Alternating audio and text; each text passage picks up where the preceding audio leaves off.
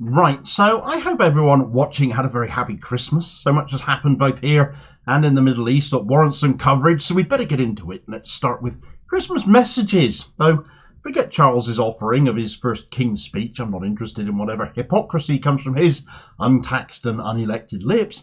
I'm looking at the alternatives that were put on offer. Two very different videos, both put on by two older Jewish comedians. Though, with decidedly different backgrounds, it has to be said, and most certainly with very different messages. Stephen Fry, a man who invokes in me at least memories of Blackadder and Fry and Laurie versus Alexei Sayle, one of Liverpool's finest sons and the young ones, but also of social activism and social justice. Both gave us alternative Christmas messages, but only one really was an actual alternative to anything. The other was straight out of Israel, and there's evidence of that now too. Right, so happy Christmas, folks. I hope you've had a good one, though depending on which of these messages you've watched, perhaps like me it was both, perhaps neither, as you don't go in for those things. But if the latter is the case, there is definitely one here you want to go and see. And if you haven't seen Alexei Sayle's 4 minutes of both hilarious and hard-hitting alternative messaging, you absolutely must make an exception for it. Believe me, trust me, it is worth it. It's only 4 minutes of your time. Go and take it. My mother always used to say to me every time a comedian came on, if she found them funny, was to say that they were a genius. They had to be both funny and quick, and indeed correct. And right now, to find the humour in the darkest of times. And I totally agree with her on that. It takes an exceptional mind to do that. But it very much depends on who you find funny, I guess. But their humour has to find the truth of the matter. It has to be honest for it to work. And for the pro-Palestine Jew Alexei Sayle, with his comfy chair in front of a large open fire, set off with a couple of poinsettias as well. Well, the setup was there. But what came next was every bit the alternative Christmas message. A real alternative. Sayle started out by talking about how he shies away from politics and social injustice, and that finding humour in the darkest of times is what the job is. And as you all know now, I agree with that. It's the genius of the comedian, I feel, to be able to do that. But that doesn't exclude people from social justice and activism either. I'm not going to describe every bit of the video.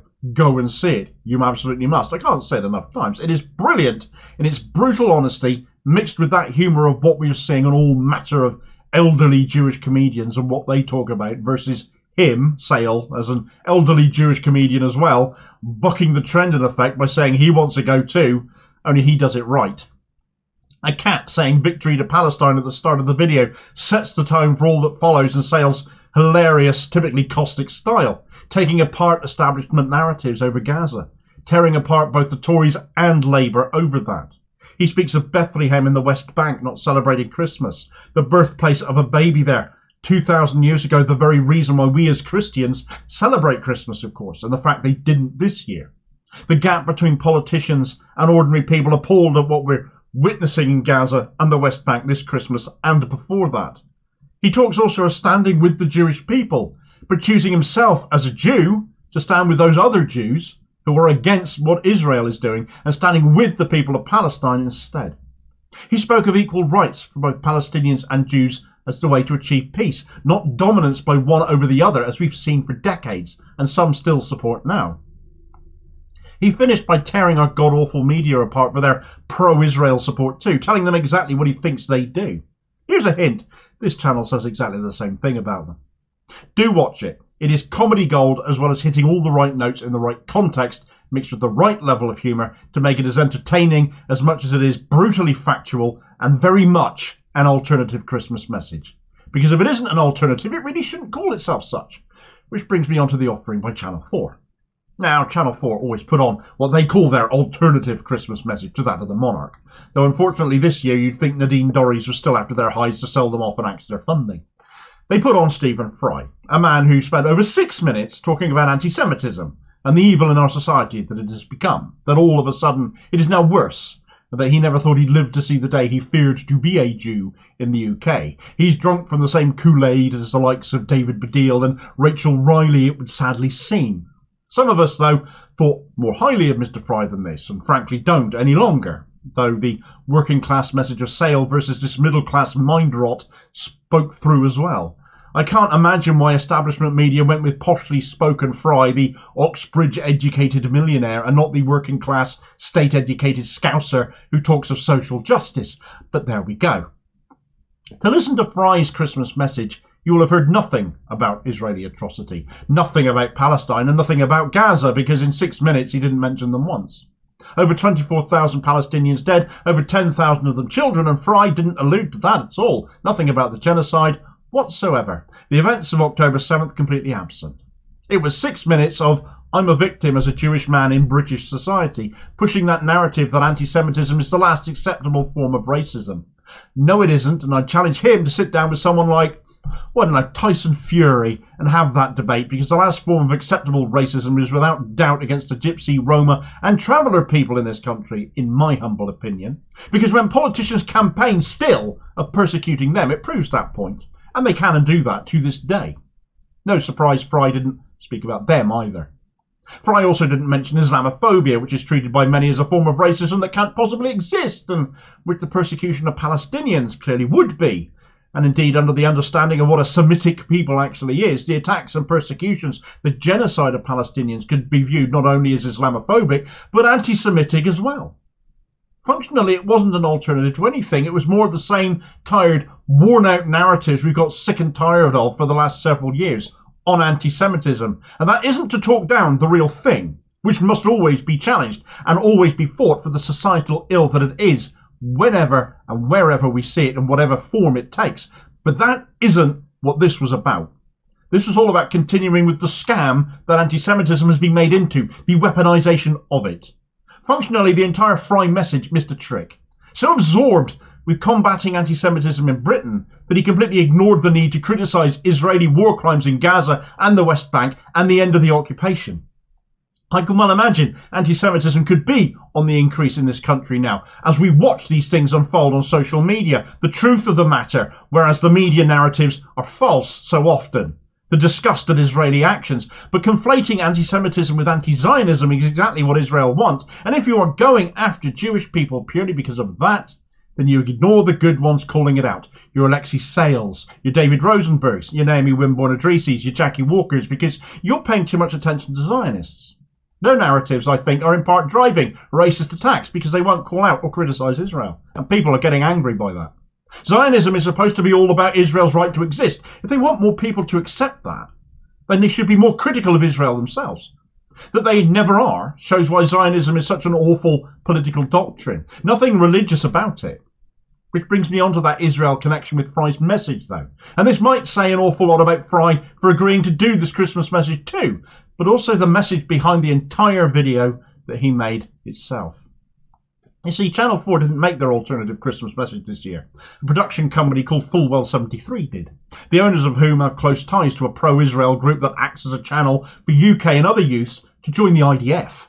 The founders of Fulwell 73 are Leo Perlman, Gabe Turner, Benjamin Turner and Ben Winston.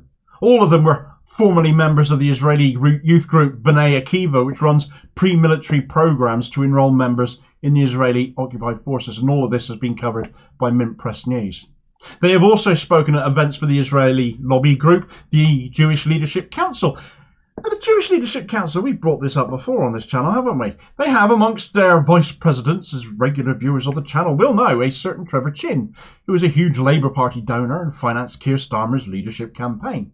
Former Labour MP Luciana Berger is another vice president. The likes of David Baddiel feature prominently on their website too. The likes of BICOM and the Board of Deputies of British Jews and the Community Security Trust are members on their membership board, and the BOD's Marie van der Zil is one of their trustees. This isn't even Fry's only dubious connection to Israeli lobby groups, though. Another he has links to are called Stand With Us, also called Creative Community for Peace, who have called Israel's actions since October the 7th a necessary step for peace.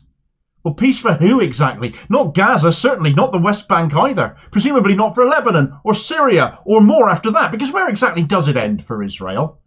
Stephen Fry's support is extended as far as signing 2 letters for this group. Once to support the 2019 Eurovision Song Contest being held in Israel, which they did, all whilst ethnically cleansing the Palestinian village of Al-Manisha whilst they were at it. And the second time was a letter reinforcing the actions of Israel following October 7th, agreeing with that Stand With Us message that genocide, although of course they call it an Israeli military campaign, is a necessary step in Gaza. Weirdly though, Fry hasn't always thought like this. Because back in 2008, he signed a letter, Alexei Sayle was another signatory, saying that we cannot celebrate the birth of a state founded on terrorism, massacres and dispossession of another people from their land. We cannot celebrate the birthday of a state that even now engages in ethnic cleansing, that violates international law, that is inflicting a monstrous collective punishment on the civilian population of Gaza, and that continues to deny Palestinians their human rights and natural aspirations. So what changed, Stephen? The Israeli lobby got to you in the end, was it? Well, if that is the case, you wouldn't be the only one, and often it's only the Labour Party you have to look at for them. And oh look, one of Corbyn's biggest critics is now a full-time paid Israel lobbyist too. Funny that. Anyone would think the anti-Semitism smears against him were a scam, wouldn't you? Watch this video here to find out all about that story from a few weeks ago, and I'll hopefully catch you on the next vid. Cheers, folks.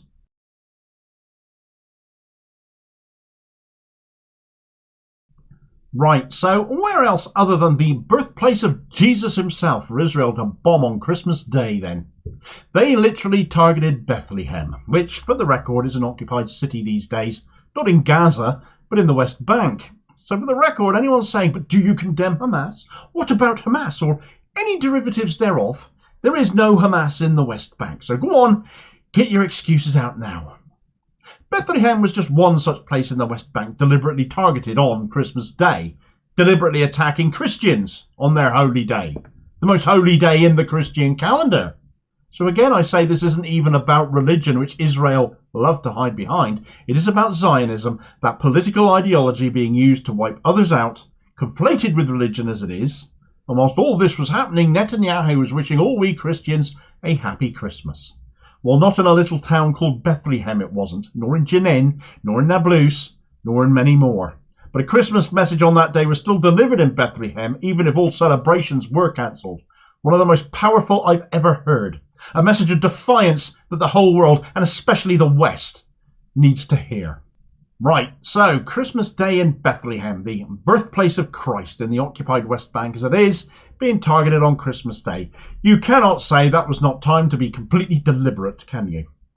The day started with an attack on a refugee camp, because that's how the cowards of the IDF roll, isn't it?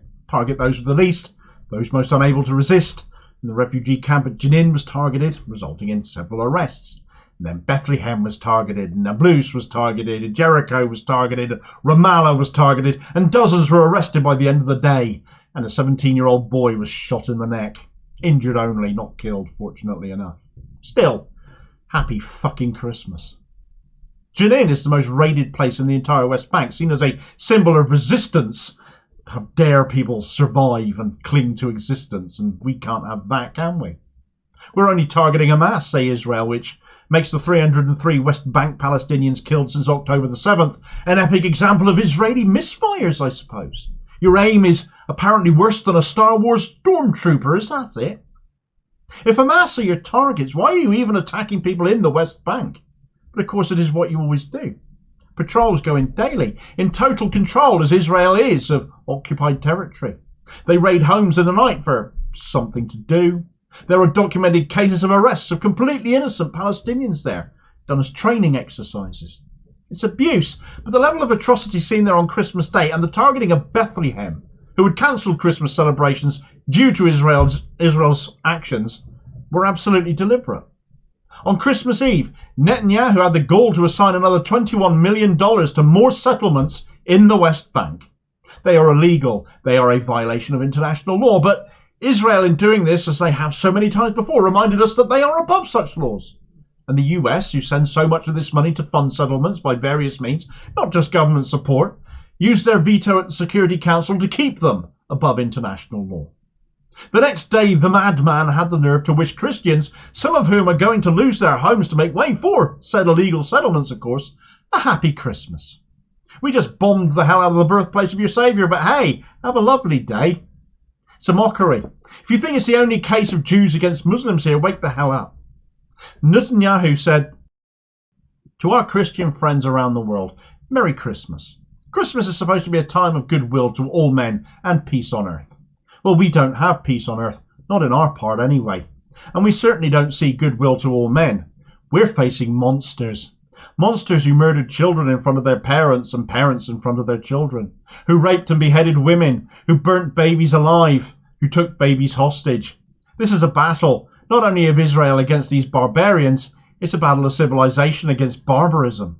And I know in this I have your support. I want to thank you for your support. I want to thank you for your prayers.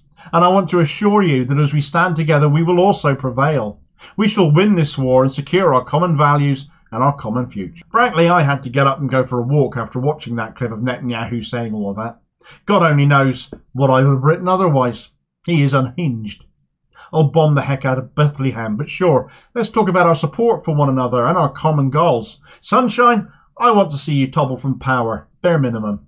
I offer you no support, no prayers. You are not head of a civilized state. You're a genocidalist, ignorant of the wishes of most of your own people who want no part in this, let alone the rest of the world. Most of those killed at the Nova Music Festival and in the kibbutzes near Gaza on October 7th were killed by the IDF apparently under Hannibal directives. Your own people, your own military making claims that they are targeting houses, helicopter fire on fleeing festival goers. We've seen the footage of that on social media. The number of men, but also women and children, the graphic images of what your forces have done to them in Gaza and also the West Bank, they say so much more than the craven weasel words of a man gloating behind closed doors, as I can so believe you do, ever could.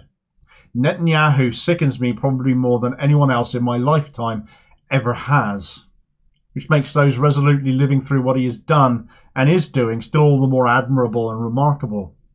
Christmas was cancelled in Bethlehem, we're told, but only the celebrations, not the religious element of it. The reason for it, that still went ahead. The Church of the Nativity in Bethlehem, they didn't have the baby Jesus in a manger this year. They placed him outside the church in an incubator. Solidarity with Gaza. The Christmas Evangelical Lutheran Church in Bethlehem held a service that has frankly gone viral, and so deservedly for it. Jesus, in their case, placed in a mock-up of rubble, as so many children as well as adults remain buried alive in Gaza. The sermon delivered by Reverend Dr. Munther Isaac, a Palestinian himself born just east of Bethlehem, resonated far more than the words of a maniac like Netanyahu or any of his political supporters around the world ever could. The whole sermon is time well spent listening to. Please find time to do it if you haven't already. But here's some of what he said. We are angry. We are broken. This should have been a time of joy. Instead, we are mourning.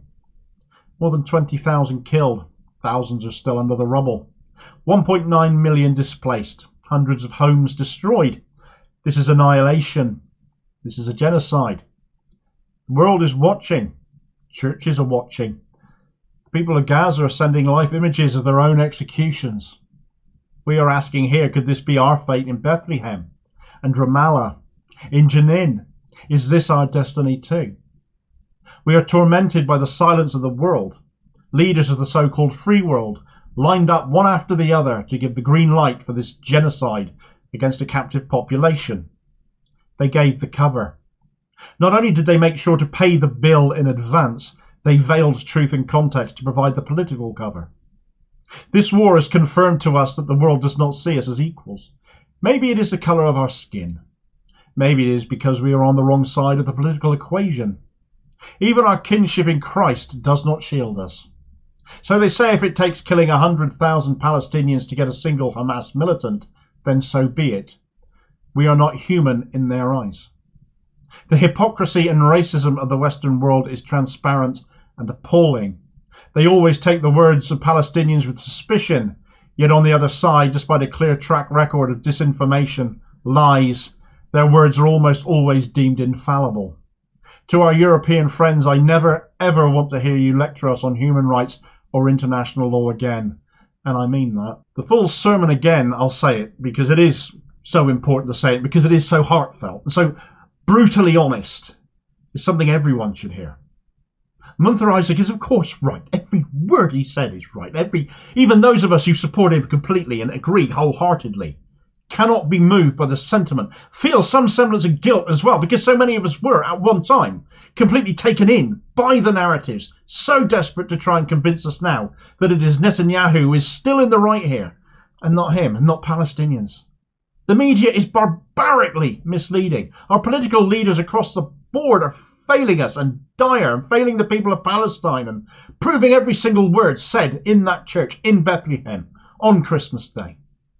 You cannot be a true Christian or frankly any other religious denomination. In fact, let's take religion out of this completely. In fact, religious or non-religious alike, whatever moral code you choose to live by, celebrating the season of goodwill or whatever, you can't be doing it if you're siding with the genocide.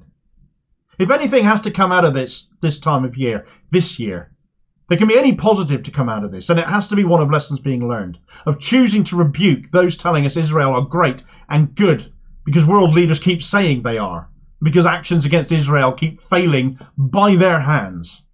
If anything positive can come out of this, it has to be that we're not going to accept this falling from the news agenda, that we can't stop calling out the lies, that we won't stop until we're listened to, and that the truth wins out, and that we will not support those leaders as we look to a general election next year who are on the side of this genocide, or on the side of seeing Palestinian people as less than human, and not the side of life, a life for them as much as a life for those living in Israel. One people is not superior to another, does not have more right to exist than another. Surely history taught us not to go down that road again. Yet here we are watching it unfold once more. We are more educated now, more informed, more up to date than ever, thanks to social media, both in terms of the information that is shared, but also the lies that can be exposed in turn by that. So let's us resolve this year to not be taken in anymore by those who would just lecture us and tell us that we're wrong and this is what we should think, when we can see with our own eyes that it doesn't add up. Just as Munther Isaac says, the West lectures Palestine of humanity and international law or human rights, because we either stand up for them, we stand with them, or we don't. And we need leaders that think like we do and not elect more that simply don't. It's time things changed for us here in the West, here in the UK and elsewhere, and not just for those in Palestine, but right now they need change more urgently than anyone else on earth. And that begins by telling our leaders enough is enough, by telling Israel and nutcases like Netanyahu the same thing.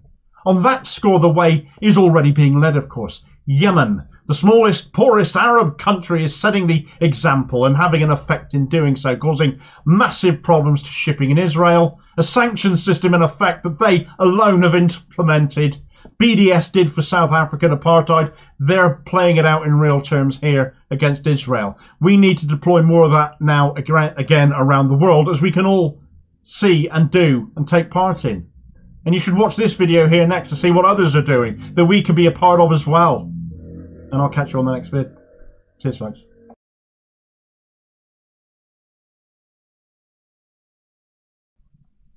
Right, so the Houthis in Yemen, they are still giving Israel a very big headache with their shipping. And despite the best efforts of the US to tackle this with their Operation Prosperity Guardians, it is costing everyone concerned an absolute fortune. Deservedly, with a simple, easy answer for the US and its allies to stop wasting cash, but to tell Israel to stop bombing Gaza. They are the one country who could stop this in a heartbeat, after all. If they won't, well, more fool them in which case. But the media messaging on the shipping delays and attacks has shifted, and that in turn has seen shifts on the political stage, at least in some quarters.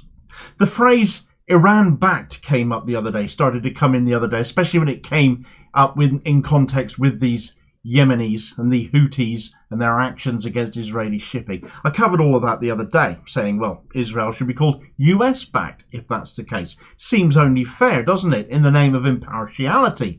But this narrative is carrying on, and more Iran is becoming the focus. If Israel's reputation is in tatters, if people are siding with and showing sympathy for the people of Gaza, of Palestine, and the Houthis of Yemen who have their backs, and any talk against them is no longer cutting through as once it did, then clearly a new scapegoat is needed, a new boogeyman to convince the masses, to tell the world that the real enemy is over here, not over there anymore. But it's really pathetic to drag in a nation that originally had nothing to do with any of this back on October 7th, as someone to distract from Israel and again attempt to garner sympathy for that nation, despite what they are doing. You can't say the pro-Israel lobby aren't triers, but let's not pretend Iran are the villains of all this picture either. Right, so it's a case of end the siege in Gaza, and all the shipping hold-ups by the Houthis in Yemen will end. That is what has been said from the beginning of their response to Israel, with their solidarity with Palestine, with what is happening in Gaza, and they've been treated like a joke for it, basically, haven't they? God forbid Israel be told to stop bombing indiscriminately. How dare anybody tell Israel to do anything? It no longer matters that it looks like they killed more of their own people on October 7th than Hamas did. That one night has now led to 11 weeks of attacks on the Gaza Strip. Over 70,000 Gazans injured, nearly 30,000 killed, of which more than 11,000 were children, and that number just keeps going up, doesn't it? But our shipping, they wail. Our economy, they moan. Won't anybody please think of the poor Israelis? We'll stop wasting national money on bombs and rockets and bullets and guns against a captive population you hold under occupation, whose rockets would make little more than a fun firework on November 5th, and who for the most part are armed with sticks and stones, which is a shoot-to-kill or imprisonment offence according to Israel, by the way.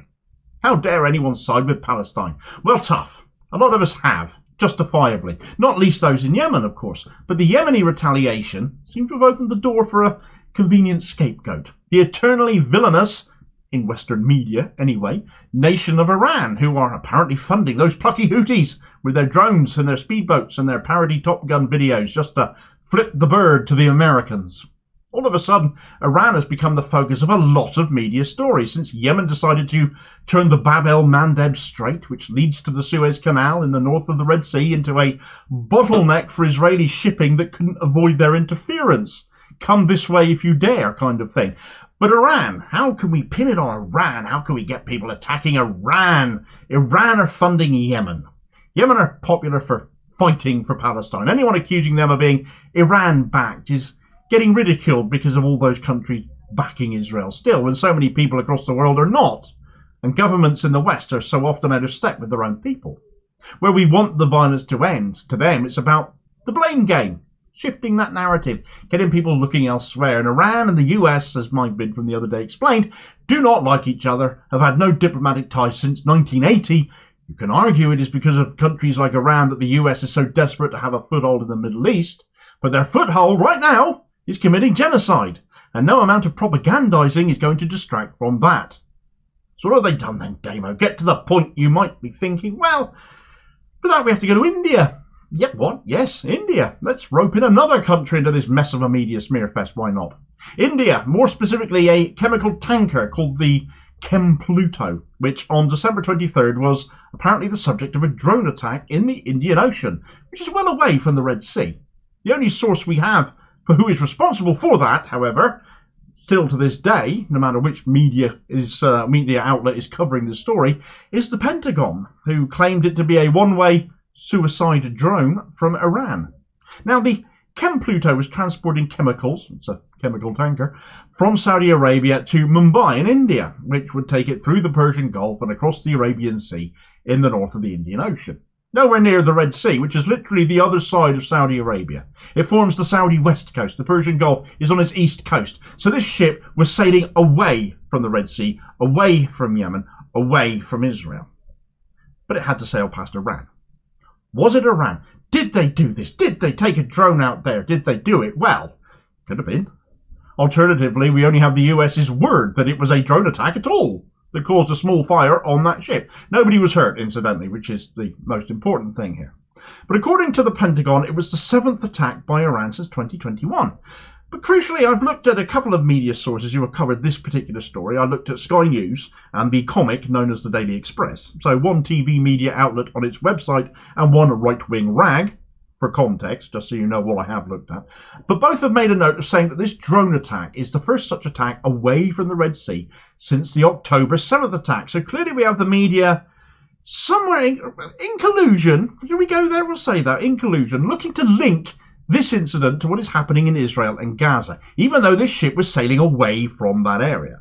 Now, aside from a claim that the vessel was Israel affiliated, even though it wasn't bound for Israel at all at that time, nor going anywhere near the Red Sea, as I just said, it was literally heading in the other direction, they have nothing. Even the Daily Express put Iranian drone in inverted commas in their headline because there is no proof. Iran's response to this? Well, they've claimed the US accusations are baseless, and they can quite easily do that because where is the evidence? Show it to us, Pentagon. The I newspaper is now reporting that India are going to put military vessels in the Arabian Sea now. It's a Hilarious article they put out, by the way. It's barely even an article, quite frankly. It consists of a few lines of accusation that Iran is responsible, Iran saying nonsense, and then the remainder of the article, about half of it, talking about the Houthis in Yemen using drone and rocket attacks as if that somehow is related to the attack on the tanker that was literally sailing away from the direction of Yemen and the Red Sea and Israel and Palestine when it was allegedly attacked. An article, supposedly an update on India's reaction to the Chem Pluto, ended up more about Iran-backed Yemen than the ship. And Yemen has nothing to do with this incident in any way, shape or form. It isn't just the media embarrassing themselves trying to draw what seems to be a very weak link and a blatant distraction from Israel towards an Iran-bashing contest. Following the initial reports of the attack on the Chem Pluto, David Cameron, all of a sudden, immediately found time to respond to these reports, who has said Iran needs to cease its malign activities and that they wouldn't be tolerated in the Middle East or here in the UK. Well, what's it got to do with us, frankly? We're nowhere near it. Stop pontificating, you fool. Again, there's no proof other than what the Pentagon has said. The US are not impartial here. We know that. There's been no independent verification. But don't let that stop the ham-faced, unelected Foreign Secretary David Cameron. He then made the link. He said that Hamas, the Houthis and Hezbollah, let's get them all in. We're all proxies for the Tehran regime. And we're fueling an extremely high level of danger and insecurity around the world. No, they aren't, Dave. The Houthis of Yemen only came into the picture when they declared they decided to support Palestine proactively by interfering with Israeli shipping. They haven't touched anyone else's ships, just those that are destined for, or leaving from, or owned by Israel. Hamas, whatever you think of their actions, came into being decades after the Israeli occupation of Gaza began in response to that occupation. As Foreign Secretary David Cameron, learn your damn brief and learn international law. Learn a bit of history as well whilst you're at it, not just what passes for it in this country, diluted as it is, especially where it relates to occupied people being able to resist. Hezbollah in Lebanon you can regard in the same light as Hamas, coming about after Israeli attacks on that nation. Or are they not allowed to defend themselves? Are Lebanon not allowed to defend themselves? Is it only Israel that has a right to defend itself? But all linked back to the Tehran regime, back to Iran, the scapegoat. We need to take the heat off Israel despite what they are doing, and Iran, well, they're it. If there are legitimate issues with Iran, then address them. But using them as a reason to demonise Houthis in Yemen for being on the side of Palestine, knowing they will stop immediately if Israel stops attacking Gaza, just shows us no Western diplomatic or political will to make Israel stop. Who can blame the Houthis, Iran-backed or not, from continuing, in which case? They aren't letting Israel off, nor should any of us be taken in by this lame, don't look here, look at them over there. Aren't they awful? Divide and rule tactic. The Houthis certainly aren't. They are not only ignoring what is being said about them, but they are openly mocking those saying it, as this video here will explain. You should probably watch it next, in which case, and I'll hopefully catch you on the next vid. Cheers, folks.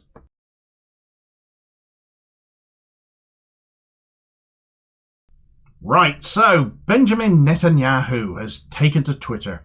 Doesn't matter what Elon Musk wants to call it, really, does it? It's always going to be Twitter to us. And he's done so seemingly because it's finally dawning on him that he's lost the narrative and the global protection and the media that Israel has got used to enjoying, and the convincing of people that Israel are the good guys and everybody attacking them is not. And he's lashing out at anyone and anything he thinks is out to get him now, and basically thinks otherwise as eyes are being opened across the world. Well, Western leaders in the US, the UK and the EU are still fawning all over him, of course. Others around the world, and certainly ordinary citizens around the world, aren't having a bar of it. He knows his own political survival depends on keeping this going, which means after Gaza, there will have to be somewhere else. There will always have to be another enemy he will have to target to remain in post. But his Twitter tirade will have hopefully gone some way towards ensuring his reign is nearing its end sooner rather than later. Right, so Benjamin Netanyahu's had a little tizzy on social media. He has. It's not gone well for him at all things considered, because the hypocrisy of what he's mouthed off about has been lost on literally nobody. This is centred around him essentially picking a fight with the president of Turkey, Recep Tayyip Erdogan, himself not exactly a shining beacon of great leadership, tolerance or democracy. He's been a monster to the Kurdish people in Turkey and Syria, and is in many ways little different to Netanyahu. The thing is, Netanyahu attacking him is likely only to cause himself and Israel more harm, not only reputationally, but economically as well.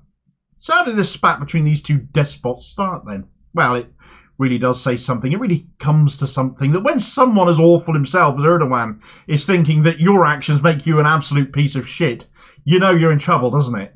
But that is where we are. Erdogan gave a speech which, when was translated into English, said, "For 80 days we've watched all of humanity's values be killed before our very eyes. We watched Israel's Nazi camps in the stadiums, right? What is this? How are you different from Hitler? They'll make us long for Hitler. Is there anything different in Netanyahu's actions compared to Hitler's? No."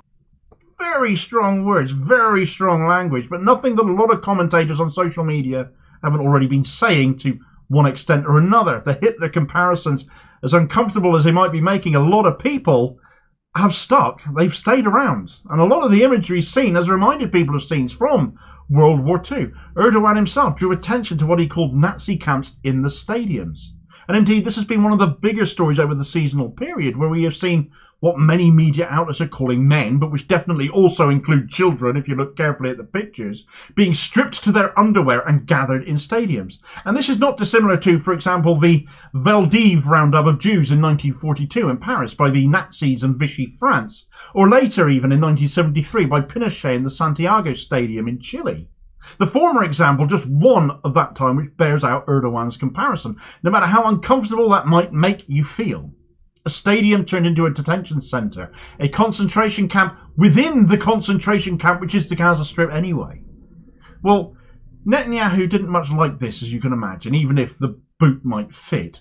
He came out in a tweet attacking Erdogan, saying, "Erdogan, who is committing genocide against the Kurds and who holds the world record for imprisoning journalists who oppose his regime, is the last person who can preach morality to us. The IDF, which is the most moral army in the world, is fighting to eliminate the most abhorrent and brutal terrorist organisation in the world, Hamas ISIS, which has committed crimes against humanity and which Erdogan has praised and whose leaders he hosts." Now, firstly, Netanyahu has a point here. Turkey shares a large southern border with Syria, and a genocide of the Syrian Kurds by him and his forces are well documented. It is all a bit rich coming from Erdogan, these comments about Netanyahu and what he is doing in Gaza, but at least someone is actually saying it. And that's saying a lot right now. Erdogan has copped a lot of flack from Western leaders, but Israel never does it? So there's hypocrisy. Israel is coveted and protected and placed on an altar where nobody may dare criticise them. So in that context, it is a good thing someone has said this and called him out. It's just a case of if only it wasn't him. But equally, Netanyahu's retaliation is peak hypocrisy as well. He attacked Erdogan for imprisoning journalists when his forces in Gaza killed over 100 of them, because the IDF does not discriminate very much in its targets. Yes, the IDF, that most moral army in the world. Really? 100 dead journalists, hospitals no longer functional, the soldiers bragging about who they've killed down to kids and babies in video clips on social media that make you sick. Babies have to die in incubators, medical charities and humanitarian aid agencies targeted by them, UN staff killed by them, UN schools destroyed by them, and every time they are pulled up on any of this, Hamas is always the excuse, is it not? Well, Hamas weren't around before 1987 when Israel had already stolen land and settled occupied territory and were killing Palestinians then. So what was the excuse then before Hamas, eh? The IDF are amoral terrorists doing the dirty work for a despot clinging to power as he becomes more and more reviled, not just around the world, but by his own people too. Netanyahu, let's not forget, whilst he's so offended by Hitler comparisons, once said himself of Hitler that he never wanted to kill the Jews, but the Muslims made him. He is on record as having said that Hitler only wanted Jews expelled from Europe, but that instead the Grand Mufti of Jerusalem told him to burn them. That was back in 2015. He actually did get some criticism for that, for once. But picking a fight with Erdogan, no matter what he's saying, isn't necessarily the wisest choice for a country with few friends in its immediate vicinity. For example, 41% of Israel's oil comes from Azerbaijan by way of Turkey. 65% of Israel's steel comes from Turkey too. Can Netanyahu afford to alienate his nation further by risking a trade dispute over some name-calling with Turkey's president? More than anything, though, by putting his retaliation out onto social media, especially the bird site. where people react very quickly. The condemnation of his and Erdogan's actions came thick and fast and brutally on point. Here's a few examples. Pastor Ben said, "Let's be real, you and Erdogan are both a part of the global ethno and religious nationalist regime. Nevertheless, your barbarity towards children exceeds all others today." Paul Patrick said, "Yes, Netanyahu did say the IDF, which is the most moral army in the world. He said that with a straight face, while the same IDF has murdered thousands of Palestinian children and continues to do so on a daily basis. A war criminal standing over Israeli war crimes." And Dr. Sarah Kadir said, "As a Kurd, I do not appreciate that the suffering of my people is used as propaganda for the heinous crimes the Israeli fascists have perpetrated against the people of Gaza. It does not be used as an excuse to deflect from his actions. The majority of Kurds are as outraged as the global community at the systematic and brutal attacks against innocent civilians and the silence of the international community. The Palestinians suffer as we have and continue to suffer. We Kurds have a special tie with the Palestinian cause. Those lands were liberated by Salah al-Din, a Kurd. He is celebrated amongst most of our people and is a source of pride. I must also say that Erdogan must practice what he preaches and stop the bombing of our Kurdish lands and people. Long live the cause for justice and freedom." Both of these men are truly awful people.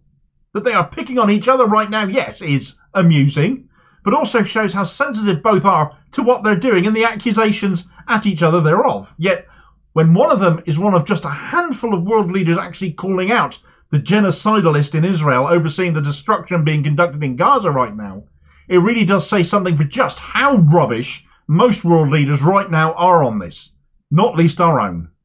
Perhaps Turkey will impose some sanctions of its own if this goes on much longer. Hypocrisy to be sure, given who their leader is and how he acts. But they are in a position to inflict some hurt economically and give Netanyahu a bigger headache than mere words ever could. After all, Erdogan would only need to look at the sanctions Yemen are imposing, and if you want to know how much that is crippling Israel right now, then you really do need to watch this video next, and I'll hopefully catch you on the next vid. Cheers, folks.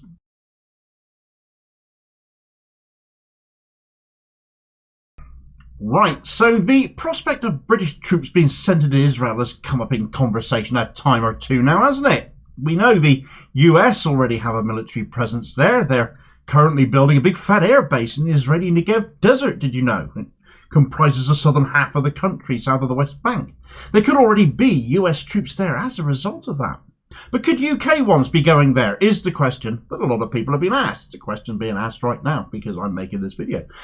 But because shortly before Christmas, when we were very much distracted by the actual goings-on in Israel, the genocide, and of course very much not reported by the mainstream media, all of that military activity at that UK airbase in Cyprus that we've been letting the US use as well, that have been making an awful lot of secretive flights to and from Israel, of which the Tory government is telling us nothing about.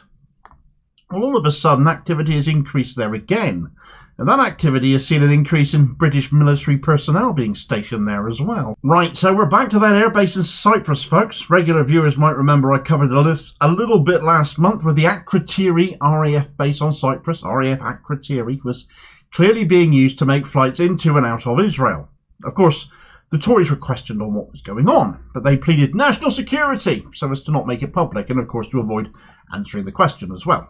It has led to the spectacle of weapons being transported from a UK airbase on behalf of the US. Possibly. This was denied. But what is a Tory denial worth these days? It hasn't done much to alleviate scepticism, let's put it that way. When the UK remains resolutely on Israel's side, at least our government and the official opposition does, when most of us would check the window right now if any of them told us it was raining.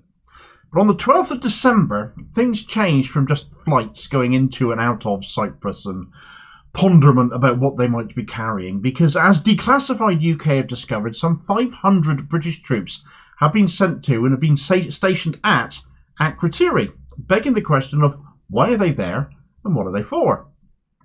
Now, since October 7th, questions have been put to the government regarding the British military response, given their hurried and emphatic support for Israel, completely without equivocation, apparently, it would seem, completely contrary to that of the nation now. And on the 14th of November, a question by Labour Shadow Defence Secretary John Healey, most recently posing with Keir Starmer in bomber jackets, how fitting, to Defence Minister James Heapy, sought to ask if there had been any UK troop movement to any UK air bases in the Mediterranean.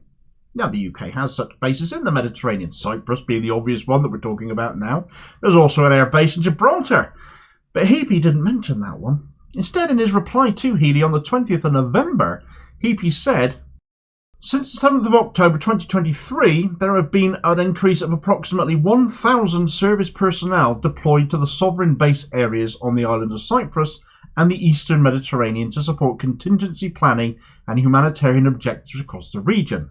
This figure remains under review. No additional military personnel have been deployed to Oman beyond those taking part in planned activity. Well, that's all very interesting, isn't it?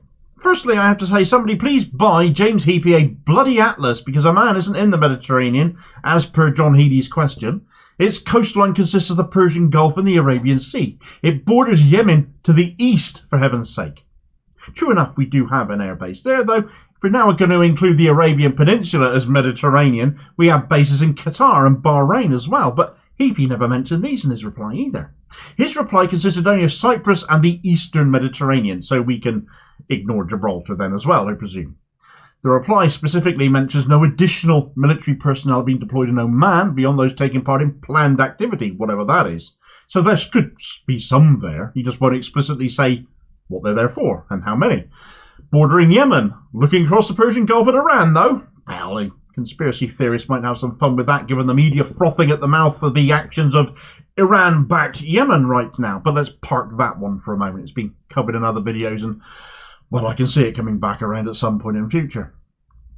So maybe there are troops in the Oman. Let's get back to the point. But Heapy confirmed there were some in Cyprus. He did confirm that, where we know the UK airbase has been making flights into and out of Israel. Well, Alba Party MP Kenny McCaskill wasn't satisfied with this response, and he wanted to know how many troops were specifically on Cyprus, given what we know has been happening at RAF Akrotiri. Did he expect an answer? Well, that would be refreshing, wouldn't it? Specifics from a Tory? Well, would you Adam and Eve it, though? Heapy did actually tell him. Apparently 500 additional service personnel have been stationed in Cyprus. Now, it should be noted that RAF Akrotiri isn't the only UK military base on Cyprus. There is also RAF Troodos, which came up in the Edward Snowden files as being at least in part funded by the US National Security Agency. So read into that what you will. The oldest UK base on the island it is, incidentally, as well, used for intelligence gathering, as well as another intelligence gathering station called Aos Nikolaos. There are additional battalion housing elsewhere on the island too. So it's fair to say that if half of the recently deployed 1,000 military personnel deployed in the Med are in Cyprus, and UK airbase apparently takes up about 3% of the whole island of Cyprus, there is every reason to suspect they could or should be expecting to be used in some form in Israel. They could be there on humanitarian grounds or just as a precaution. We don't know. But of course the worry is they're going to be deployed in Gaza to fight with the IDF. Why else would 500 extra staff be sent to Cyprus, of all places, given what is happening just 180 kilometres away in Israel? Given Sunak's bullishness and acquiescence to Netanyahu, that is the knee-jerk concern that should be the immediate thought that springs to all of our minds, is it not? The other concern is, though, where are the other 500 troops then? We know they are there. The Tories have said so. They said there's 1,000 of them. But they've now only told us where they aren't. 500 troops, as many as you boosted the garrison by on Cyprus, to just take part in planned activities in Oman, is it? Why didn't you just tell us they were there then? James Heapy didn't do that, did he? Besides which, planned activities, that sounds rather temporary, doesn't it? How many are there? How temporary will temporary be? These are questions for the minister. The easiest and biggest question to ask, given Heapy has been so helpfully forthcoming, is to just ask him where the other 500 troops are. They could be in any of the places I've just mentioned, because, as I say, he's only told us where they aren't. That should be a concern. Are they also on the Arabian Peninsula in Bahrain and Qatar? All this rhetoric about Iran again. Are they there for that? Stationed along the Persian Gulf, staring across the water at Iran, making faces, maybe? Functionally, why are any of these troops there? For what purpose? Are there more US personnel there as well? Is the other question that springs to my mind. If they're sending more UK personnel out there, are there more Americans there? What about other nations too? That would really set sphincters twitching, but Heapy wasn't going to confirm that one. There was further information in Heapy's replies, though. We've sent troops to Egypt, Lebanon, and Israel. Well, Egypt's on the Mediterranean, isn't it? So Israel itself. We don't have bases there. So, Heapy's language. Have we actually sent troops into Israel? Have we actually sent them into Egypt and Lebanon too? Begs the question now, doesn't it? Confirmation that we've got troops in Israel, though. Why? Well, apparently it is to support contingency planning and UK humanitarian aid efforts. Well, so far we've seen what Israeli humanitarianism looks like, haven't we? Dropping bombs on refugee camps, just as a for instance. Whoops, that's regrettable apparently, because we dropped the wrong size. That was their excuse. Why drop a bomb on a refugee camp at all? And we have troops there now aiding that in some respect? Humanitarianism? Yeah, that bothers me. What about Lebanon and Egypt, though? Is that to keep Gazans in or let them out? What are you up to there? Israel has been bombing Lebanon as well, whilst it has been raising Gaza. Hasn't got so much prominence in the news. So are we playing both sides here? Though that said, I can't really see us siding with Hezbollah, can you? Declassified also reported that the total number of military personnel now on Cyprus is 2,717, plus 273 civil servants. We also know, in addition to this, that there are members of the SAS in Cyprus, though after a D notice got slapped down on any media being able to talk about that or ask questions about that, we have no idea what they've been involved in or why they are there, and the UK military refuses to confirm or deny if they've been on missions in Israel or Gaza. Whatever has been going on in Cyprus up until now, it is clearly a staging ground of increasing magnitude for something, and we aren't being told what. And if the British presence on Cyprus has come as a revelation to you, you should absolutely watch this video next, which will explain all of the background of this one, all of the context that you need to know, and I'll hopefully catch you on the next vid. Cheers, folks.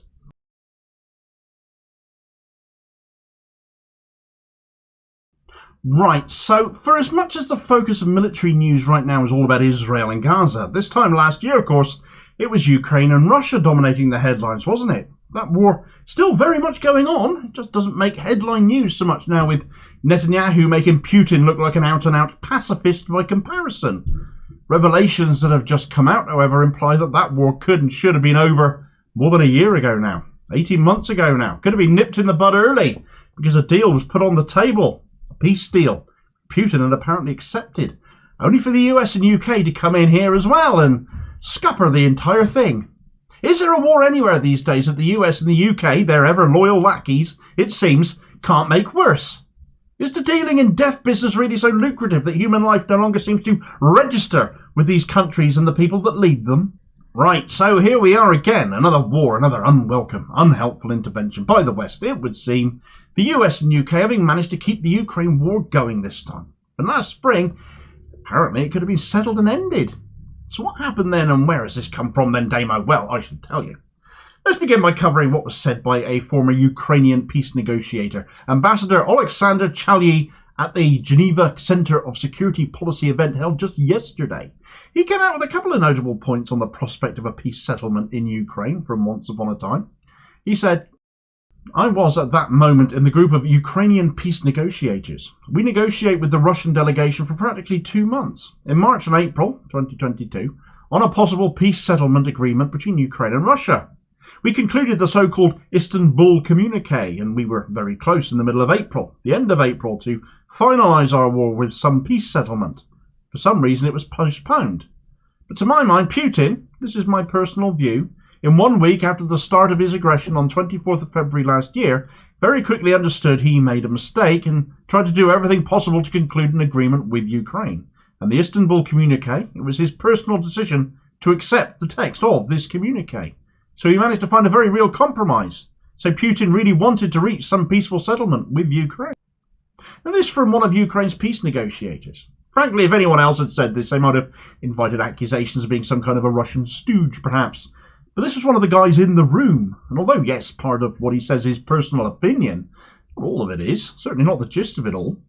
Functionally, what he said there, the deal that was alluded to, that Istanbul communique, was a 10-point plan for peace, but all boiled down, it amounted to saying that the war could end if Ukraine agreed to remain neutral and also agreed not to join NATO.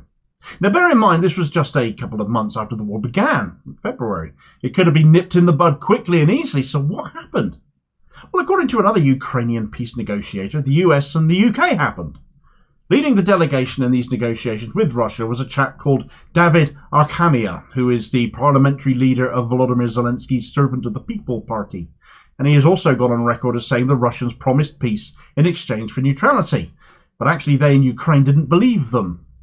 So where do the US and UK come into this then, Damo? What was their involvement? You said it was their fault. This didn't come to pass in the title of this video. Well, Ukraine, as is well documented by now, basically a puppet government of the US. A US-backed coup installed helpful leaders there and allowed the US to station troops there. I've spoken about this in past videos.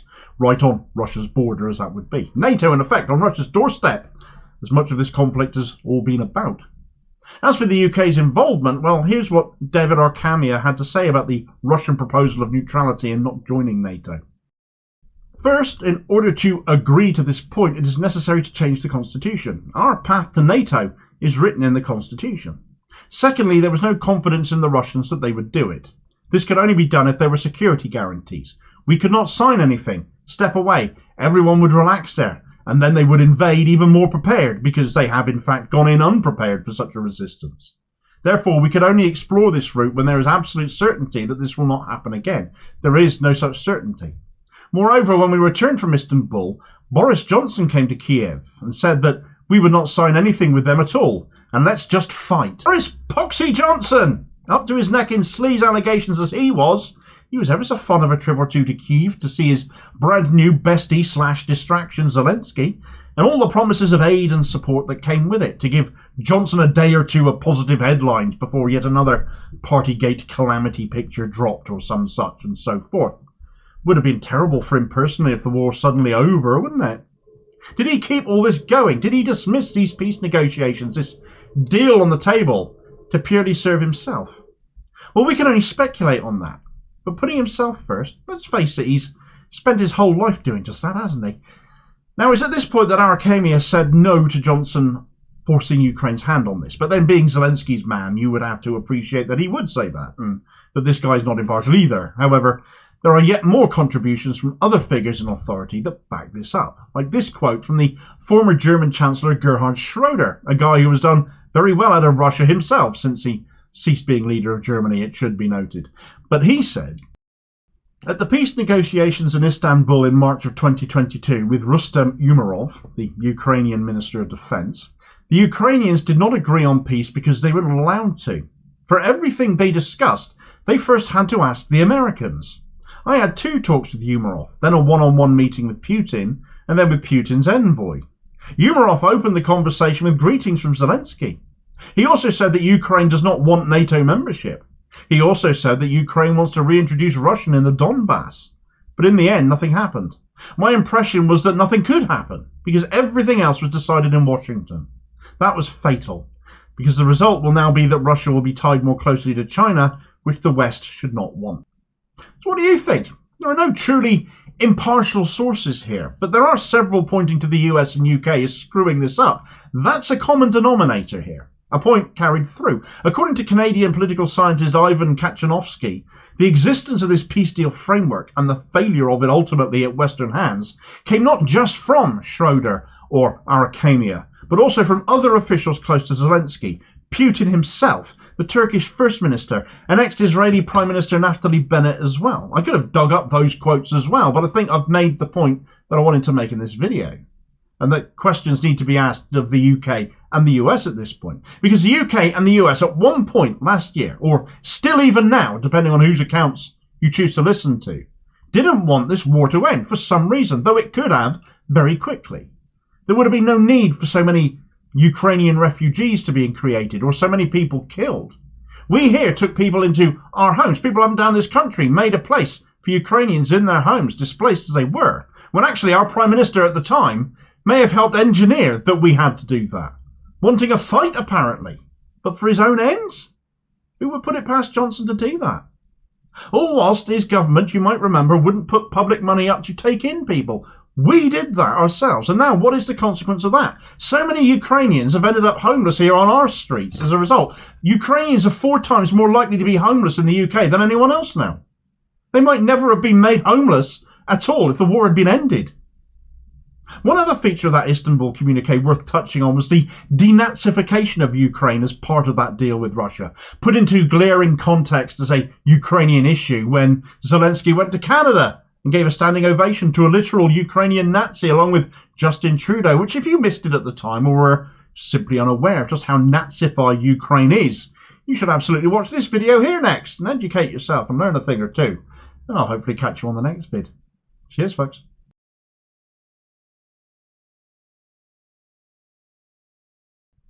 Right, so news broke last night that South Africa had filed a case with the International Criminal Court, International Courts of Justice, against Israel for committing the crime of genocide under the terms of the Genocide Convention, of which both countries are, of course, signatories.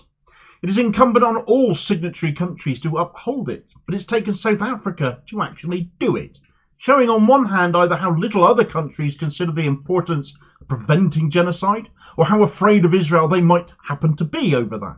South Africa, of all nations, I think, though, being the ones to go first in effect, others might find their balls now to follow, sends a powerful message given the history of apartheid in their country. They, of all people, to my mind, would be the ones to recognise that same apartheid when they see it elsewhere. They have long pointed it out in the Middle East. So yes, it is great that this has happened and people can speculate about what might happen next and what the consequences there now might be. But if that is as far as your train of thought is going, then you're missing not only the point of the submission to the International Court of Justice, but also the detail. Because the case South Africa put together is harrowing. Should not only get people talking about Palestine and Israel once again, but also be horrified by the detail of that submission and what exactly South Africa are accusing Israel of. What people there have actually said, actually done, and the actual crimes themselves that Israel stands accused of. Right, so South Africa have submitted a case to the International Court of Justice under the terms of the Genocide Convention against Israel for committing the act of genocide. This is dominating the news in some quarters, though sadly if you're watching the BBC you'll have heard more something along the lines of Israel has reacted furiously to South Africa filing an ICJ case alleging Israel has committed genocidal acts.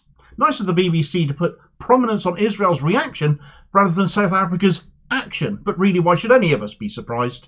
However, an awful lot of the news coverage is reaction. A lot of videos coming out today by other content creators will be reaction stuff too. But that misses what exactly South Africa's done. What are they actually accusing Israel of? What is their case? What have they submitted? Well, I shall tell you, though forgive me for being brief on this myself, because South Africa's submission focused solely, incidentally, on events since October the 7th, but set against that historical backdrop of 75 years of apartheid, 56 years of occupation, and 16 years of blockade against Gaza, runs to 86 pages. That's 86 pages of Israeli atrocity in 11 weeks, produced by one nation. So I apologise in advance for trying to keep things brief here, successfully or unsuccessfully, you be the judge of that. Highlights, essentially, if you like. But my goodness, if you can find time, do read the full submission, because it isn't getting the attention it should be. For a start, not only is South Africa taking Israel to court, but they want an expedited hearing as well, meaning if other countries want to make submissions, they need to get their asses in gear. They also want the court to call on Israel to immediately cease their attacks on Palestine. Their submission saying, South Africa requests the President of the Court to protect the Palestinian people in Gaza by calling upon Israel immediately to halt all military attacks that constitute or give rise to violations of the Genocide Convention, pending the holding of such hearing, so as to enable any order the Court may make on the request for the indication of provisional measures to have its appropriate effects. To that end, the court should order Israel to cease killing and cause serious mental and bodily harm to Palestinian people in Gaza, to cease the deliberate infliction of conditions of life calculated to bring about their physical destruction as a group, to prevent and punish direct and public incitement to genocide, and to rescind related policies and practices, including regarding the restriction on aid and the issuing of evacuation directive. But what have they specifically accused Israel of? What atrocities have they listed? Who is behind these instances? These all matter, because ultimately whatever you've read about or seen on social media or in the mainstream news up until now, it is what South Africa have submitted. It is what they can evidence that matters. And in this again, I feel I'm doing this document something of a disservice, because I can't possibly cover everything it does. Some of this may be familiar to you, having heard it before. Much might be new. On the matter of Palestinians killed in Gaza, South Africa has said, Over 21,110 Palestinians are reported to have been killed since Israel began its military assault on Gaza, according to the Palestinian Health Ministry, at least 70% of whom are believed to be women and children. An additional estimated 7,780 people, including at least 4,700 women and children, are reported missing, presumed dead under the rubble of destroyed buildings, dying slow deaths, or decomposing in the streets where they were killed. Israel's blockage of adequate fuel imports, its destruction of infrastructure, and the communication blackouts it imposes severely hamper rescue attempts. As of the 8th of December 2023, only one rescue vehicle was reportedly operational in the whole of Gaza, with survivors forced to try and dig for survivors with their bare hands. The level of Israel's killing is so extensive that bodies are being buried in mass graves, often unidentified. Nowhere is safe in Gaza, as the United Nations Secretary General and many other United Nations experts have now made clear to the international community. Palestinians in Gaza have been killed in their homes, in places where they sought shelter, in hospitals, in UNRWA schools, in churches, in mosques, and as they tried to find food and water for their families, they have been killed if they failed to evacuate, in the places which they fled, and even while they attempted to flee along Israeli-declared safe routes. Reports are multiplying of Israeli soldiers performing summary executions, including of multiple members of the same family, men, women and older people. One such account is the reported execution in Gaza City of at least 11 male members of the Annan family and their relatives, boys and men said to have been separated out by Israeli soldiers and shot in front of their family, before the women and children were then attacked. There are also reports of unarmed people, including Israeli hostages, being shot dead on sight despite posing no threat, including while waving white flags. Attacks on Palestinian homes and residential blocks account for a significant number of the dead. Israel is said to be dropping dumb, i.e. unguided bombs on Gaza, as well as heavy bombs weighing up to 2,000 pounds, which have a predicted lethal radius of up to 360 metres, and are expected to cause severe injury and damage as far as 800 metres from the point of impact. This weaponry is being deployed in one of the most densely populated areas in the world, where approximately 1 in every 100 people has now been killed. Some Israeli strikes on Palestinian homes and refugee camps have killed upwards of 110 Palestinians. An estimated 1,779 Palestinian families in Gaza have lost multiple family members, and hundreds of multi-generational families have been killed in their entirety with no remaining survivors. Mothers, fathers, children, siblings, grandparents, aunts, cousins, often all killed together. By the 7th of November 2023, 312 Palestinian families in Gaza had lost over 10 members each. Numerous Palestinian families have lost upwards of 70 members each. The level of mortality in Palestinian families is such that medics in Gaza have had to coin a new acronym, WCNSF, meaning Wounded Child, No Surviving Family. Doctors, journalists, teachers, academics and other professionals are also being killed at wholly unprecedented rates. To date, Israel has killed over 311 doctors, nurses and other health workers, including doctors and ambulance drivers killed on duty. 103 journalists, amounting to over 1 per day, and more than 73% of the total number of journalists and media workers killed globally in 2023. 40 civil defence workers responsible for helping to dig victims out of the rubble killed while on duty, and over 209 teachers and educational staff. 144 United Nations employees have also been killed, the highest number of aid workers killed in UN history in such a short time. It is estimated that it will take years to recover the remains of people from beneath the rubble, and that the costly technical process will not result in the identification of each body. In addition to being killed by Israeli weaponry, Palestinians in Gaza are also at immediate risk of death by starvation, dehydration and disease as a result of the ongoing siege by Israel. The insufficient aid and being allowed through to the Palestinian population, and the extreme difficulties in distributing such limited aid that is permitted to enter the territory due to the decimation of Gaza's infrastructure in Israel's military attacks. These are just a handful of the examples included. This just covers the fatalities as well, incidentally. There are further sections.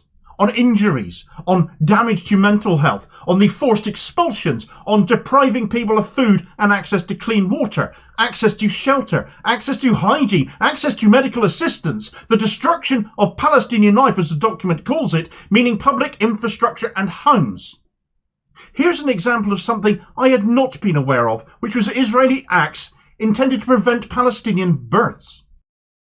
As set out above, Israel's actions are impacting Palestinian women and children in Gaza especially severely, with 70% of those killed estimated to be women and children.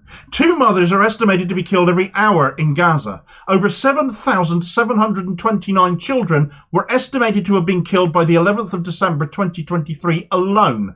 And at least 4,700 other children are reported missing, believed to be buried under the rubble.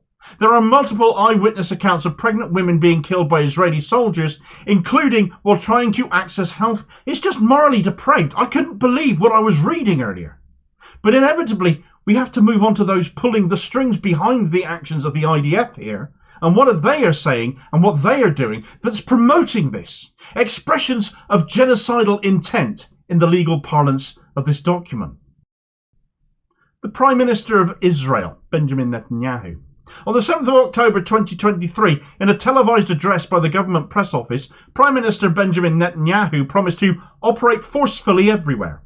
On the 13th of October 2023, he confirmed that we are striking our enemies with unprecedented might.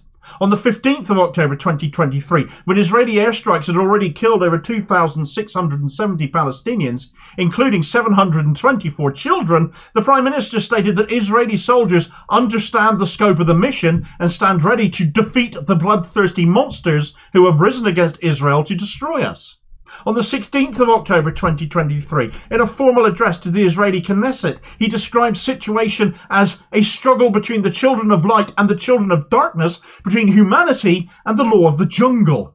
A dehumanizing theme to which he returned to on various occasions, including on the 3rd of November 2023, in a letter to Israeli soldiers and officers published on the platform X, formerly Twitter. The letter asserted that this is the war between the sons of light and the sons of darkness. We will not let up on our mission until the light overcomes the darkness. The good will defeat the extreme evil that threatens us and the entire world.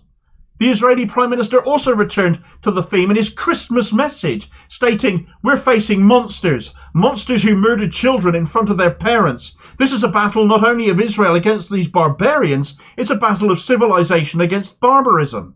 On the 28th of October 2023, as Israeli forces prepared their land invasion of Gaza, the Prime Minister invoked the biblical story of the total destruction of Amalek by the Israelites, stating, "You must remember what Amalek has done to you, says our Holy Bible, and we do remember."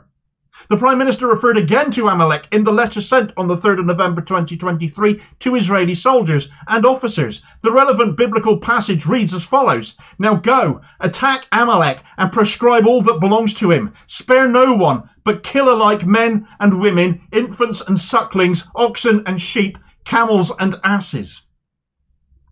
The President of Israel. On the 12th of October 2023, President Isaac Herzog made clear that Israel was not distinguishing between militants and civilians in Gaza, stating in a press conference to foreign media in relation to Palestinians in Gaza, over 1 million of whom are children, "It's an entire nation out there that is responsible. It's not true, this rhetoric about civilians not aware, not involved. It's absolutely not true. And we will fight until we break their backbone." On the 15th of October 2023, echoing the words of Prime Minister Netanyahu, the President told foreign media that we will uproot evil so that there will be good for the entire region and the world. The Israeli President is one of many Israelis to have handwritten messages on bombs to be dropped on Gaza. The Israeli Minister of Defense. On the 9th of October 2023, Defense Minister Yoav Gallant, in an Israeli Army situation update, advised that Israel was imposing a complete siege on Gaza. No electricity, no food, no water, no fuel, everything is closed. We are fighting human animals and we are acting accordingly. He also informed troops on the Gaza border that he had released all the restraints, stating in terms that Gaza won't return to what it was before. We will eliminate everything. If it doesn't take one day, it will take a week. It will take weeks or even months. We will reach all places. He further announced that Israel was moving to a full-scale response and that he had removed every restriction on Israeli forces. Israeli Minister for National Security on the 10th of November 2023, Itamar Ben-Gvir, clarified the government's position in a televised address, stating, "To be clear, when we say that Hamas should be destroyed, it also means those who celebrate, those who support, and those who hand out candy. They're all terrorists, and they should also be destroyed." Israel's Minister of Energy and Infrastructure, tweeting on the 13th of October 2023, Israel Katz stated, "All the civilian population in Gaza is ordered to leave immediately. We will win. They will not receive a drop of water or a single battery until they leave the world." On the 12th of October, he tweeted, "Humanitarian aid to Gaza. No electrical switch will be turned on, no water hydrant will be opened, and no fuel truck will enter until the Israeli abductees are returned home. Humanitarianism for humanitarianism, and no one will preach us morality." Israeli Minister of Finance. On the 8th of October 2023, Bezalel Smotrich stated at a meeting of the Israeli cabinet that we need to deal a blow that hasn't been seen in 50 years and take down Gaza. Israeli Minister of Heritage. On the 1st of November 2023, Amichai Eliyahu posted on Facebook, "The north of the Gaza Strip, more beautiful than ever. Everything is blown up and flattened. Simply a pleasure for the eyes. We must talk about the day after. In my mind, we will hand over lots to all those who fought for Gaza over the years and to those evicted from Gush Katif, a former Israeli settlement." He later argued against humanitarian aid, as we wouldn't hand the Nazis humanitarian aid, and there is no such thing as uninvolved civilians in Gaza. He also posited a nuclear attack on the Gaza Strip. Israel's Minister of Agriculture. On the 11th of November 2023, Avi Dichter, in a televised interview, recalled the Nakba of 1948, in which over 80% of the Palestinian population of the new Israeli state was forced from or fled their homes, stating that we are now actually rolling out the Gaza Nakba. Deputy Speaker of the Knesset and member of the Foreign Affairs and Security Committee. On the 7th of October 2023, Nissim Vaturi tweeted that now we all have one common goal, erasing the Gaza Strip from the face of the earth. Those who are unable will be replaced. I could go on and on and on, because this document does. There's example after example, and these are just the Israeli politicians. Never mind what armed forces personnel have said, which is also included in this submission by South Africa. As I was reading through this document this morning with horror, I literally felt nauseous. I had shivers running down my spine. I cannot rationalise or fathom how one set of human beings can do any of this to another, can act as they have, can talk as they do. It is so unnatural to me. Yet this is normal life for so many Israelis, so many Palestinians.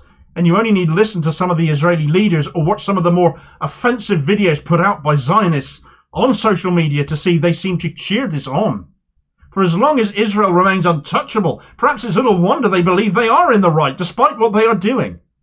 What South Africa have done here and now, and hopefully will be joined by others too, is historic. It has to matter. This has to count for something now. If the UN is going to consistently fail due to US vetoes and the like, then a court of law, the ultimate arbiter, has to act. What is written in this court submission, what this document details, it isn't just words on a page. These are actual people doing these things, saying these things to oppress and frankly wipe out, for that is what genocide is after all, and we should say it, wipe out another people. Well, we criticise governments for inaction. This is the very real consequences of that. We can be indifferent when we read news stories. They don't affect us. It isn't always easy to relate in our own safe Western world lives. But imagine the things the likes of Netanyahu and Herzog and Smotrich and Ben-Gvir are saying. We're saying that about you and your family to you. That is why this move by South Africa is so important. It has to be about more than just another legal matter. This is about humanity itself. So many people have said recently that they wondered how the Nazis, for example, ever came to power. Those of us born well after the events of World War II, of course. And when you see atrocity getting ignored repeatedly, and those committing them becoming further emboldened because of that, suddenly it starts to dawn on you. Israel's reaction to this submission? Well, South Africa are committing blood libel, no less. Bothered much are they? Heck yes. So they should be. We live in an era when we're more aware of things happening in the world than ever before. So that makes it all the more unforgivable when stuff like this still happens and nothing gets done about it. Be glad for this move by South Africa. Cheer them, hail them, but for God's sake keep at the forefront of your mind why they are doing it. And demand your own leaders, especially here in the UK, with all the support for Israel they've offered, both in the government and on the opposition benches, to support this. And ask, as signatories to the Genocide Convention as well, as we are here in the UK, why the hell haven't you done anything about this yet? I'll single out the US again here, who for the second time, on the same day as South Africa brought this case against Israel, have bypassed Congress again to send another $147 million worth of arms to Israel. You can only imagine Netanyahu's reaction behind closed doors at this case being brought, though. But a swipe at him, courtesy of Turkey's president, recently triggered a Twitter spat. And if you'd like to know more about that, how thin-skinned the man is, how much he doesn't like being held to account when he isn't held to account nearly enough, then you need to watch this video next. And I'll hopefully catch you on the next vid. Cheers, folks.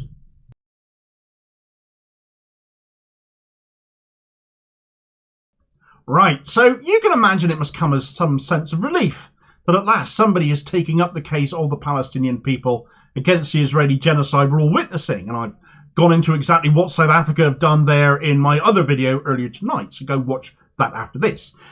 The case they put together is incredibly detailed and as harrowing as you might imagine it to be. But Gaza have issued a response to this via their Hamas-led government, which, if such a statement elicits feelings of boo and hiss in you, then you're missing the point of them still being the elected government in Gaza, regardless of who deems them terrorists instead. You can define them by their actions, but in doing so, you also have to define them by the situation they exist under, and the situation they came into existence under. But also realise they're speaking on behalf of people, most of whom, the vast majority of whom, are not Hamas anyway. And their message is not one of calling for more death and destruction, but one you ought to perhaps listen to, especially if you're the sort of person who has been saying Gaza deserves what it gets. Right, so South Africa have submitted an 86-page case against Israel under the terms of the Genocide Convention to the International Court of Justice. They aren't hanging about with it either. They have asked for the case to be expedited, given the ongoing atrocities, and they've asked the court to convene in the next few days to issue provisional measures under the terms of the convention, calling for a ceasefire, which would therefore be binding according to international law. Seems obvious, given a court will have issued such an order, doesn't it? Would Israel obey it, though? Probably not. They broke the week-long ceasefire in November repeatedly, whereas Hamas obeyed it, as they have on previous ceasefires. But in this case, they've already accused South Africa of blood libel, having brought this case against them. No contrition, no acknowledgement, just screaming victim as usual. If you aren't familiar with the term blood libel, it's not just claiming anti-Semitism, it's claiming anti-Semitism on steroids, because it's basically claiming that South Africa have accused them of killing Christians in order to drink their blood. It goes way past their usual level of jumping the shark in their accusations of anti-Jewish racism, conflating their state's existence with the Jewish faith as they do, falsely. Nobody gets to play the religion card to excuse state-sanctioned atrocity, in my view. It's more jumping the shark, doing a 360 around the moon and coming back down to earth again. Perhaps. Ultimately, though, if such a ceasefire ruling were passed and Israel did, as expected, break it, then it can surely only result in international opinion swaying against them all the more. Deservedly so, wouldn't it? But nowhere was the news of this case being brought to the attention of the International Court of Justice more welcomed than in Gaza itself, where the Hamas-led government there have issued a statement saying, "In the name of Allah, the most gracious, the most merciful, we highly appreciate South Africa's initiative to file a request to the International Court of Justice to commence investigations against the criminal Israeli entity for committing the genocide against our Palestinian people in the Gaza Strip. South Africa's move is an important step towards holding the leaders of the entity, the criminals of our age, accountable for the most heinous massacres known to humanity in our contemporary history.